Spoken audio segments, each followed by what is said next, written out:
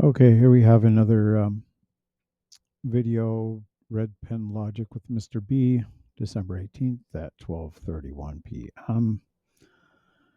And the question on the video is, was Mary a virgin? Let's go ahead and watch a little bit of this. Mary was absolutely, positively not a virgin when she gave birth to Jesus. That whole concept of virginity is kind of culturally defined anyway. But we know biologically that that is an impossibility, of course, in the 21st century. All right, hold on a second right there.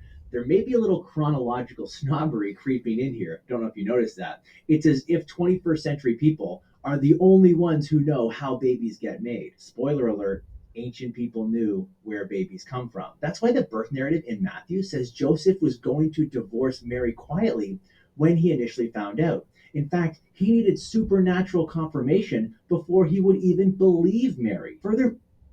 Okay, so we got a problem here. Excuse me. And some people might say, well, what problem is that? Although this isn't necessary for, as one might say, a salvation issue or anything like that, but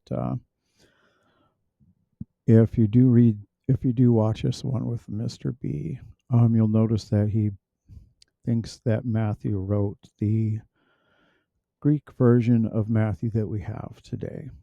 But in all actuality, we don't know who wrote the Greek version of Matthew that we have today, or that is who possibly either translated it or wrote it.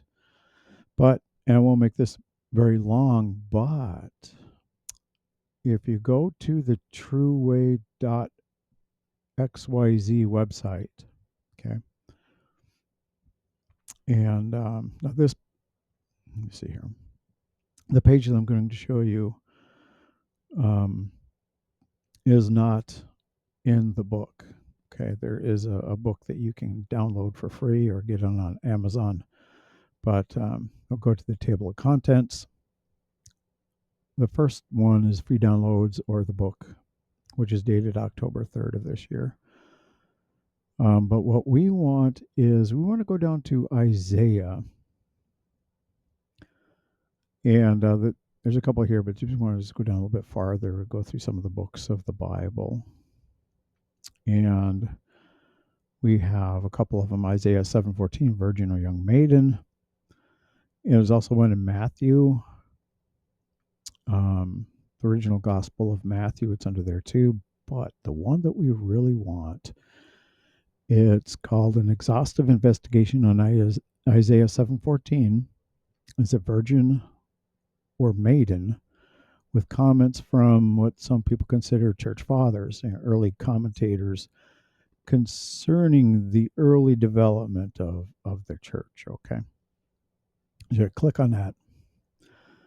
And you will have, because the instance in Matthew where it talks about the virgin, it references back to Isaiah 7:14. No, it doesn't reference the original Hebrew. It actually references the Septuagint.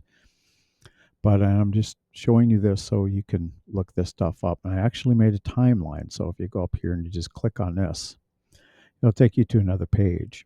And you can blow this stuff up and make it smaller or whatever. But this first part talks about 550 years past, excuse me, between 750 BCE and 200 BCE. And there's no virgin in there. This goes to show, that this page looks at the original meaning and looks at the context around that passage. And let's blow that back down. Let's go back. So, and it talks about the Hebrew words that were used, and it uses an example actually from Genesis 24:16, talking about Rebecca, and it uses the Hebrew word Betola, which is not the one that is used in Isaiah, and this one's the one that most likely would be used for meaning virgin, but it doesn't necessarily mean a virgin without additional context. But this example in Genesis 24:16, it reads this way: the maiden was very fair to look upon, a virgin, whom no man had known. So with that extra comments, it confirms that Rebecca was a virgin. Now, regarding the passage in Isaiah 7:14, there's nothing like that. It uses a totally separate, different Hebrew word, and it goes into talking about that. Now, there's some very interesting comments here from the church fathers. Okay, and some of them, well, they there's quite a few that actually agree that the original Matthew was written in Hebrew, in the Hebrew language, the dialect that the Jews would understand. And so the question comes up, would Matthew actually use a Greek word that's not in the actual Hebrew? Would he use a mistranslation from the Septuagint or Septuagint? It's a Greek word, but he would put it in Hebrew? There's a lot of people wouldn't even know what the Greek word is.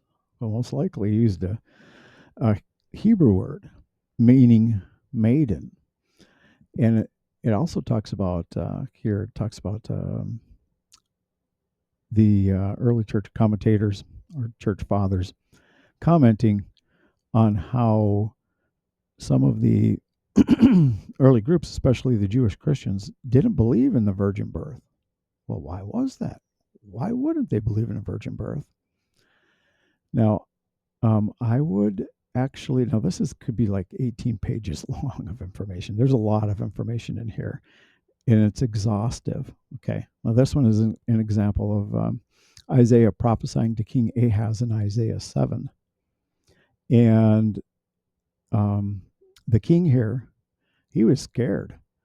There are a couple of kings that he was really scared about. And so what was prophesied, which hardly anyone looks at, in verse 14, this is his sign, okay, that he wouldn't have to worry about these two kings. It says, but the Lord will still show you this sign. The young woman is pregnant and will give birth to a son. She will name him Emmanuel. He will eat milk curds and honey as he learns to choose good and refuse evil. But before he is old enough to make that choice, the land of the two kings you fear will be empty. There's absolutely no indication of some type of miraculous birth there whatsoever. So it makes you wonder, doesn't it? So I'm going to leave you with this. It's a lot of information. But again, thetrueway.xyz, and go to the table of contents and look up Isaiah 7:14 and exhaustive information on that, and you'll find this information. Now, there is some information. I do have a publication you can download. It's not, this one is not in a download either on the website. I just haven't updated it yet. But there's a publication here, Jesus Coming Quickly. Do we have the love to follow Christ? It's by myself. And that does have some information in there, but it doesn't have the exhaustive one which I put in recently. So, and I will be updating that. I don't know when I'll get to it, maybe in a couple months or so. So people can download the entire site again on for free. And I'll be updating, putting some more pictures in for a new book too. But in the meantime, it gives you something to look at, because Mr. B up here probably doesn't realize what some of the church fathers had said. Jerome had even written the Pope of his time, I think it was Pope Damascus, that the church needed to acknowledge that Matthew had written his gospel originally in Hebrew. And we have the dialogue with Trypho with Justin Martyr. That was like what, about 135 to 150, whatever. And that dealt with the Jewish perspective on some things because Trypho didn't believe that the actual quotation from Isaiah that Matthew 1:3 goes to is actually talking about a virgin. Now, in the Septuagint, the very first translation that we know of that passage in Isaiah 7:14 mistranslated the Hebrew word as virgin. The young maiden is virgin. That's why sometimes you go to some Bibles and you will see that a lot of them read Isaiah 7:14 as young maiden or maiden rather than virgin, because virgin we know is a was a 550 years later after the original writing of Isaiah, and it's not correct. So anyhow, that's all I have for this, and I wish you all the best. And keep in mind, we need to show love for people, even if they do not agree with us, or oneself regarding certain passages. The important thing is that people continue to search for that truth, and they don't put their own understanding above God's. They use the Bible to figure out what the meaning is. You look at the context, like we just looked at with the King Ahaz, and it's then you get a better idea of it. So, anyhow, have a good day, have a good night, whatever, and love you all, and I'll keep praying for guidance from God.